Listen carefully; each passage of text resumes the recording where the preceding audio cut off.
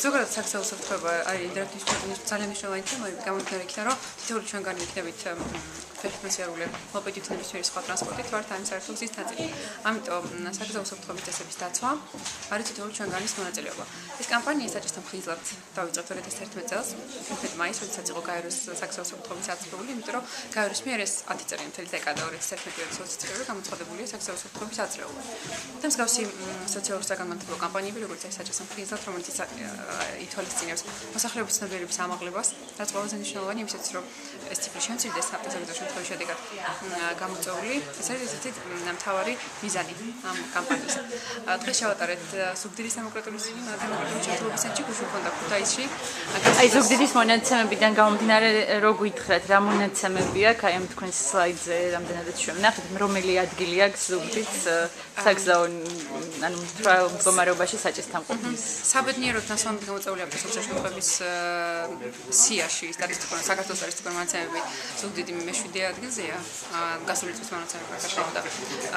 და ეს რა თქმა უნდა ძალიან კარგია, რომ არ არის მოწინავე რიგებში, ისე როგორც თბილისი, მხედართიანეთი რა თქმა უნდა რეგიონებში ლიდერობს ამ ასეჩქერის გადაჭარბებით ნასვამებით გამოწვეული ავტოსაგზაო შემთხვევების და ასევე ჯარიმების რაოდენობითაც მხედართიანეთის სამცხარო და თბილისი არის პირველ ადგილზე და რა თქმა უნდა ერთ-ერთი განაპირობებელი ამის ალბათ არის ისიც, რომ ყველაზე მეტი რაოდენობის ადამიანი ცხოვრობს და გარდა ამისა მანქანების რაოდენობაც ყველაზე მეტი ფიქსირდება ამ რეგიონში. აი აუდიტორიებთან შეხვედრა როცა გაქვთ, იყო თუ არა ესეთი შემთხვევა რაღაც განსხვავებული წარმოიჭრა თემა, ანუ აი თქვენი თემის განსხვავებული ფორმით წარმოიჭრა თუ იყო?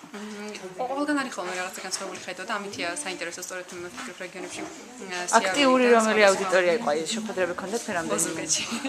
ოზურგეთში იყო ყველაზე აქტიური ჩემი ესეთ დღეს ზუგდიდში ძალიან აქტიური ახალგაზრდები იყვნენ, მაგრამ ოზურგეთში იყო ძალიან ცხარე კამათის შუქნიშნებთან დაკავშირებით იმასთან, რომ არ აქვს შუქნიშნები უნდა დაიწყოს შუქნიშნები თუ რა პრობლემები უნდა იყოს და ეს რაღაც დამამახსოვრდა, მაგრამ ყველაზე აბსურდული ალბათ რაც მსმენია ამ შეხვედრებიდან ერთ-ერთი არის ის რომ ნასვამები პროგრესად მართავთ ესეთი რაღაცაც კი რაც თავის თავის შეუძლებელია, იმიტომ რომ გამდენი იქიდან რომ ალკოჰოლის ჩვენს ორგანიზმში მოხდრის შემდეგ და სისხლის ადამიანის ორგანიზმის სისხლში მოხდრის შემდეგ თავის გავლენას ახდენს და შეუძლებელია რომ ჩვენ პროგრესად მართავდეთ დროისით უნარები როგორც არის სწრაფმანევრირების უნარი როგორც არის მხედველობის უნარი და შემდეგ გვეითდება მას შემდეგ რაც ალკოჰოლს მიუწევს და შენ რეგალია მითხარი? კი საქართველოს ალიანსის უსაფრთხო სერვისის მაია კობალია აღმასრულებელი დირექტორი.